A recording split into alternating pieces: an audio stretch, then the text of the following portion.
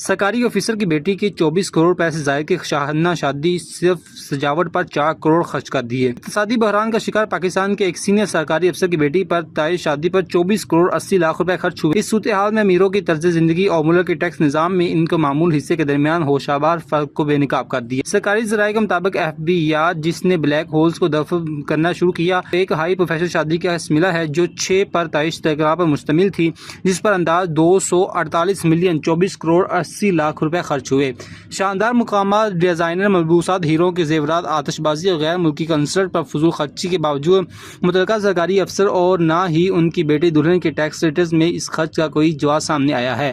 جہاں ٹیکس لاگو ہوتا ہے وہاں بھی ادائیگی نہیں کی گئی۔ شادی کے اخراجات کی تفصیل خاندان کی تقریب سے زیادہ کسی فیچر فلم کی بجٹ جیسی لگتی ہے۔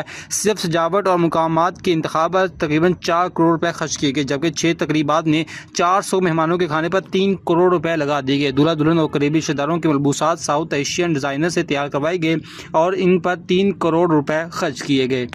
بھارتی ریاست تمل ناڈو میں تھلاپتی وجے کی ریلی میں بھگدڑ مچنے سے 36 افراد ہلاک۔ معروف بھارتی اداکار اور تملناڈو ویٹی گاسگر TVA کے سربراہ جوزف وجے چندر شیکھر معروف تھلاپتی وجے کی ریلی میں بھگدڑ مچنے سے 30 سے زائد افراد ہلاک ہو گئے۔ بھارتی میڈیا رپورٹس کے مطابق بھارتی ریاست تمل ناڈو کے شہر کرور میں ریلی میں جس میں ہزاروں افراد شرکت ہوئے۔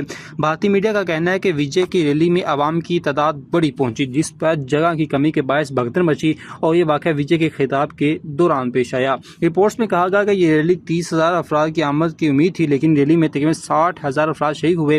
رپورٹس کے مطابق بھگدڑ مچی سے 6 بچوں اور 16 خواتین سمیت 36 افراد ہلاک ہو گئے، جبکہ 40 سے زائد افراد زخمی ہیں جنہیں ہسپتال میں منتقل کر دیا گیا۔ بھارتی میڈیا کا کہنا ہے کہ بھگدڑ مچنے پر وجے کو اپنا خطاب روکنا پڑا اور اس دوران اسٹیج سے پانی کی بوتلیں پھینک کر لوگوں کی مدد کرنے کی بھی کوشش کی، تاہم رش کے باعث ایمبولینسوں کو بھی دشواری کا سامنا رہا۔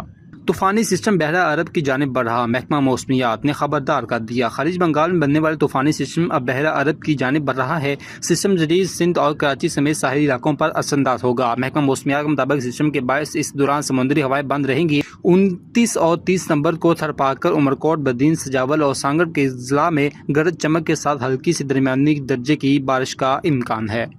خواتین کے لیے مفت الیکٹرک اسکوٹی اسکیم، اہلیت کا معیار اور طریقہ کار سامنے آ گیا۔ خواتین کے لیے مفت الیکٹرک اسکوٹی اسکیم میں درخواست دینے کے لیے اہلیت کا معیار اور درخواست دینے کا طریقہ کار سامنے آ گیا۔ سندھ حکومت نے خواتین کے لیے مفت الیکٹرک اسکوٹی اسکیم کے لیے اہلیت کا معیار اور درخواست دینے کا عمل کا اعلان کر دیا۔